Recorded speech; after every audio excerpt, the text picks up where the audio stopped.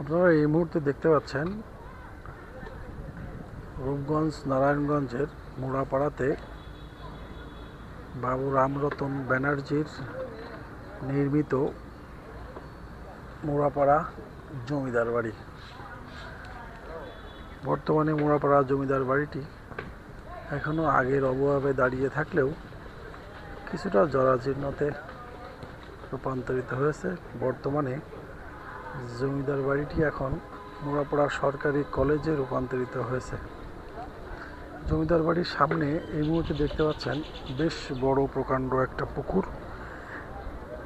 পুকুরের সামনে বিশাল বড় একটা মাঠ। মাঠের সামনে দুইটা মন্দির, যেখানে বাবু রামরতন ব্যানার্জির পারিবারিকভাবে পূজা করা হতো এবং মাঠের ঠিক দক্ষিণ উত্তর পাশে অনেকগুলো আম গাছ অনেক সুন্দর করে রাখা হয়েছে।